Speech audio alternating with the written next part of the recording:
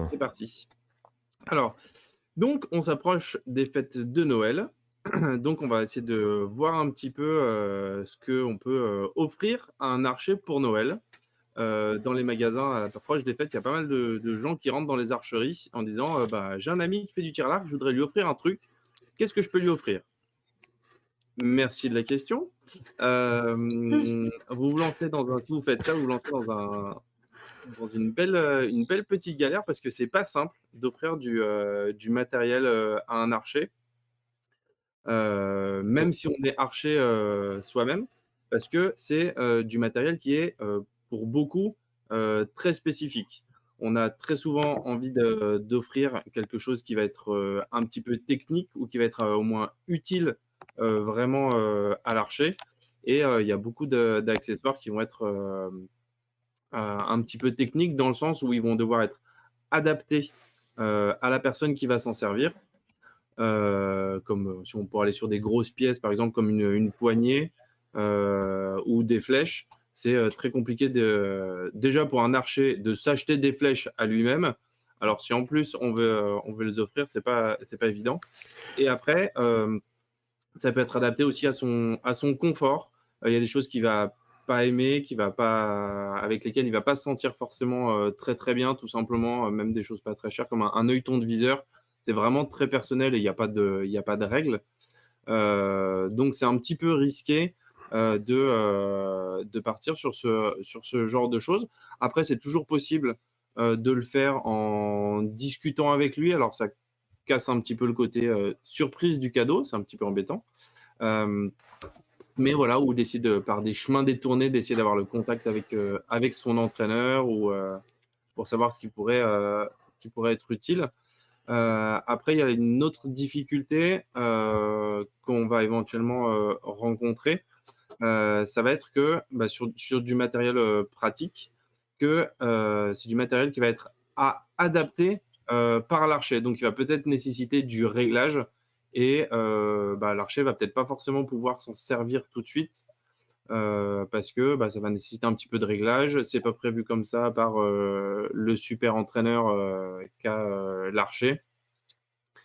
Et voilà, donc c'est pas forcément évident. Je regarde un petit peu mes notes de temps en temps. les filles, c'est le Ouais, genre de problématique que vous avez, j'ai l'impression? elles font oui beaucoup comme ça de la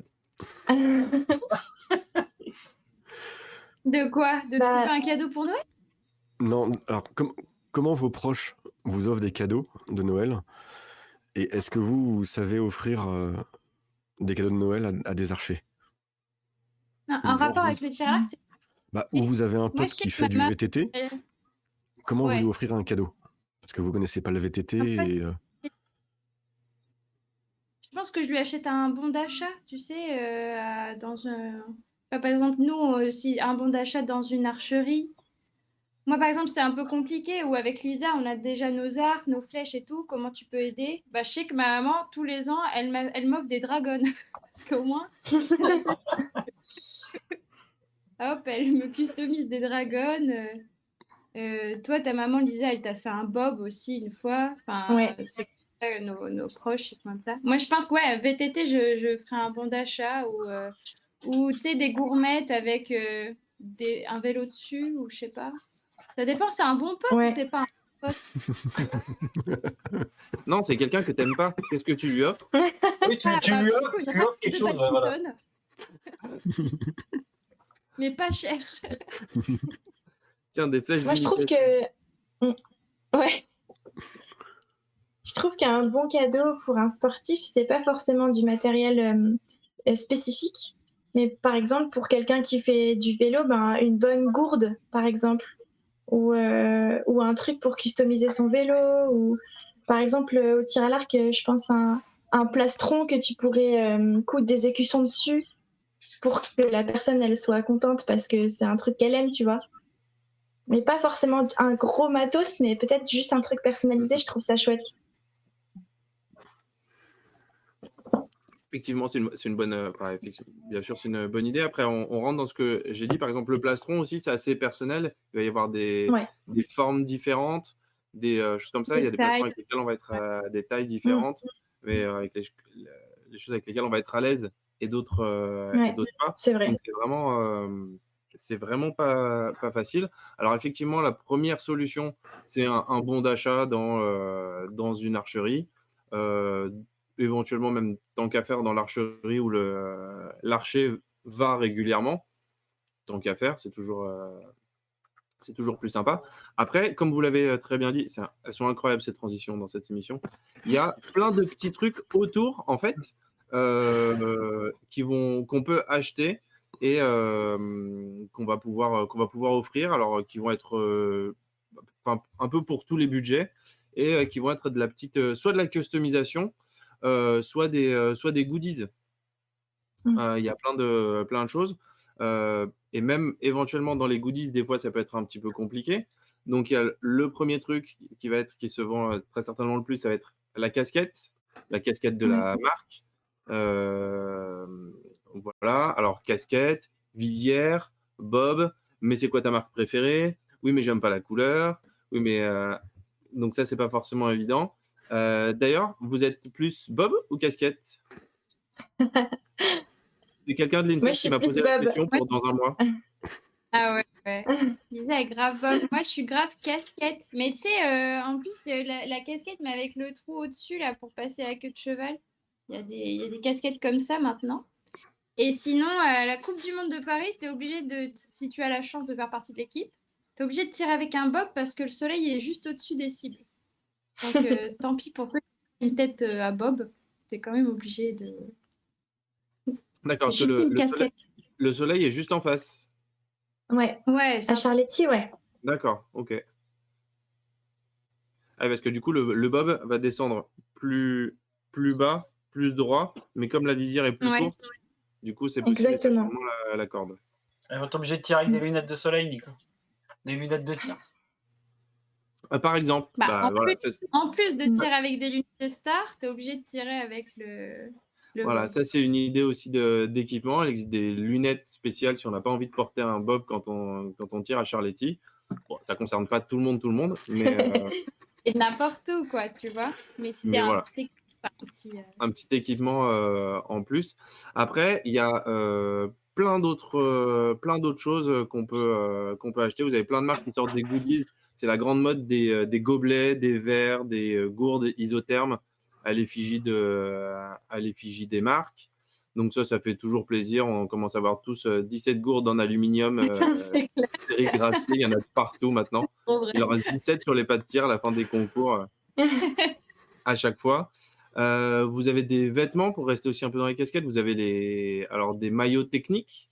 Ça peut être intéressant parce qu'il n'y a pas beaucoup de tenues techniques spécifiques au tir à l'arc. Il n'existe pas beaucoup de marques.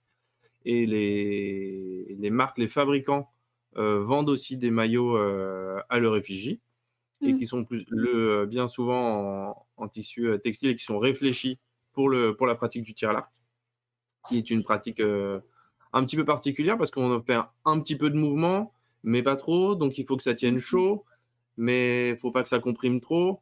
Et donc, voilà, c'est un petit peu spécifique, mais ça marche. Il y a plein de t-shirts dans tous les sens. Vous avez aussi des écharpes, des gros bonnets à pompons. Vous pouvez avoir aussi. Oui, Excuse-moi vas-y. de te couper. C'est vos entraînements du soir, les filles. Voilà. C'est exactement ça. En plus, on va rattaquer les entraînements du soir, là. Moi, j'ai ressorti le bonnet aujourd'hui. Hein. C'est hyper fun. On veut, je sais pas comment tu te débrouilles, mais sur ton poste, on veut te voir et on veut que tu nous fasses un petit papier entre deux flèches. Je vous avais promis une photo avec le bob. Enfin, avec le bonnet. Avec le bonnet. Promis. Alors, on continue. Abonné, vous avez des trucs un petit peu aussi à côté. Vous avez des parapluies, beaucoup, de plus en plus, qui sont utilisés aux couleurs d'une cible, un petit peu colorées un petit peu dans tous les sens. Vous avez différentes cibles pour n'oublier personne. Du blanc, noir, bleu, rouge, jaune et du noir et jaune. Et vous avez aussi de plus en plus qui arrive un petit peu de la librairie également. Alors, vous avez les livres qui sont édités aux éditions Amphora et rédigés par la Fédération, avec en couverture des personnes bien connues.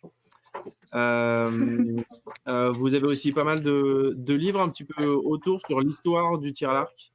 Des livres plus ou moins. Les livres de la Fédé sont assez pratiques et un petit peu techniques. Vous avez différents niveaux de lecture et différents niveaux d'implication aussi dans le livre en fonction de votre entraînement. Et vous avez des livres aussi un petit peu plus historiques et des livres un peu plus poétiques.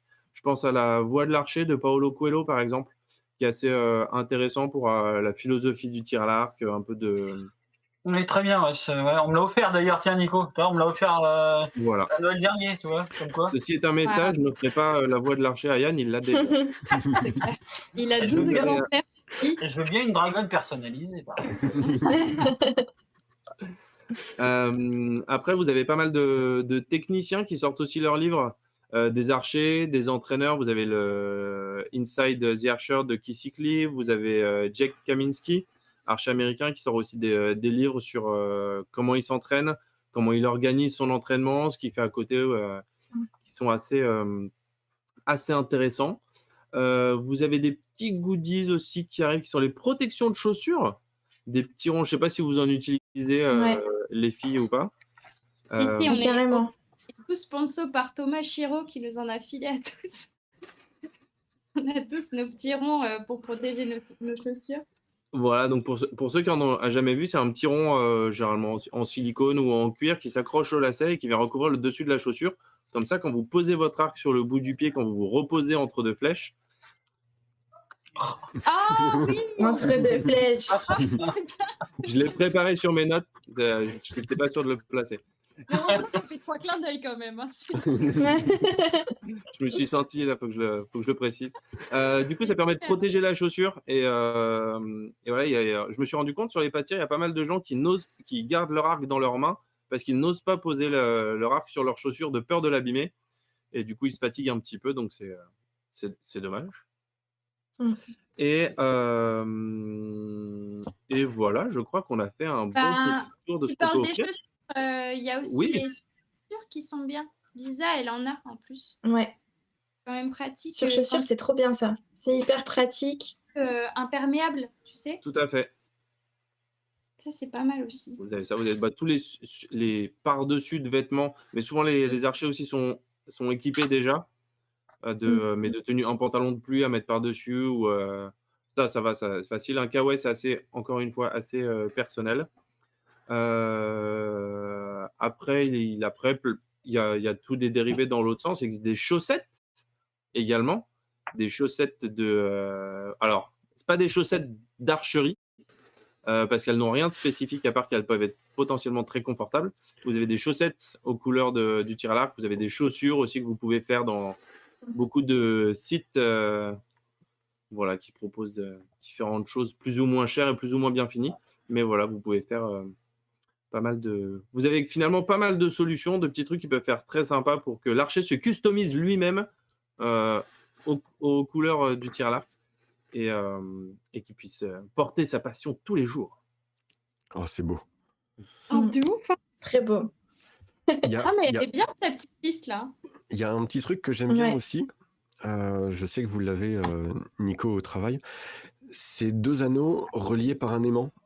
Oui. Et ça permet, en fait, t'as juste l'aimant qui reste. Voilà. T'as juste l'aimant qui reste sur le carquois. Et en fait, tu accroches la pluche que tu veux. Tu accroches ton arrache-tube. Et quand tu arrives aux cibles, en fait, tu détaches. Tu arraches tes tubes. Regarde si et j'en ai tu pas les un qui raccroches traîne là, mais je crois pas. derrière. Voilà. C'est pas mal. Voilà. Est-ce que vous avez si vous avez des idées, la liste peut être très très longue, mais... Moi, je pense juste à un petit truc à rajouter que j'ai acheté l'année dernière, qui est vachement bien pour les compètes quand il fait froid et quand il pleut. C'est des gants qui chauffent, enfin qui sont chauffants. Tu sais que tu as une batterie là. Oh, c'est génial. Et tu as plusieurs températures. Et moi, ça m'a sauvé la vie sur plein de compètes où on s'est caillé les doigts.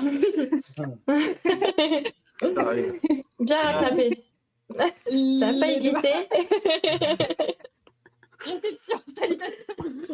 Et puis voilà, tu sais, t'as juste à mettre la main gauche ou la main droite en fonction de ce que tu veux, et puis tu fais les allers-retours avec, et puis comme ça tu peux quand même noter avec l'autre, retirer les flèches. Et ça, franchement, c'était je pense, pas un gain de performance non plus, mais c'était beaucoup plus, j'étais beaucoup plus à l'aise, quoi. Dans le même genre, t'as le gilet chauffant là. C'est pas mal, je sais pas Ouais, si. ouais, grave. Et ça, c'est. Carrément, ça c'est super bien. Moi, j'y croyais pas trop et j'en ai essayé un, on tirait en salle en plein hiver, donc dans un hangar en fin de compte, hein, donc 3-4 degrés. Et ouais, qu'est-ce que ça fait du bien pour tirer?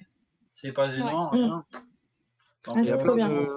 Plein de choses à côté qu'on découvre aussi à force de pratiquer. En fait, tant qu'on n'a pas fait une compète où on sait pas geler les doigts, on pense pas à acheter des chaufferettes ou des gants chauffants. Je pensais aussi à une paire de chaussures dans lequel l'archer va être vraiment bien et ou alors après ça va être une participation aussi, mais où l'archer va se sentir vraiment bien et va être adapté vraiment à la pratique du tir à l'arc et à sa posture à lui. Ça, c'est vraiment pas négligeable. Généralement, dans les clubs, on s'entraîne avec les chaussures qu'on a portées la journée, éventuellement une paire de baskets qu'on a acheté dans la voiture le matin. Mais Ouais, c'est vrai. une vraie paire de chaussures pour être bien stable en toutes circonstances, c'est pas mal. C'est pas mal aussi. Ouais. Toujours pas des Crocs alors? Non? Non, je crois pas. Non? Personne? Après, je crois pas que ça passe d'un point de vue réglementaire, la Crocs. Ça passe Ça, c'est la grande question. Quand je serai présidente du monde, tu vois, ce sera une des premières que je mettrai en place, c'est l'obligation de tirer en Crocs. Peut-être pas obligatoire, tu vois, mais c'est genre tongs, chaussures conseillées, mais Crocs fortement recommandées. Ouais. Ouais, c'est pas dans le dernier, dans les derniers règlements. Ça a été modifié pour les tenues, mais là, non, les Crocs. C'est pas des chaussures ouvertes, les Crocs. Bah non, en plus, elles ont un mode sport quand tu fermes la languette derrière. Ouais. Une photo de Lisa avec Crocs, bonnet. En Crocs et en bonnet. Ou en bob, ça peut valoir le coup. Faudra la payer cher en cookies, Lisa, pour qu'elle mette des Crocs. Ah ouais, avec corruptible. Ça, carrément. Corruptible en cookies. Ah, je crois que j'ai de la monnaie, il y a moyen d'essayer.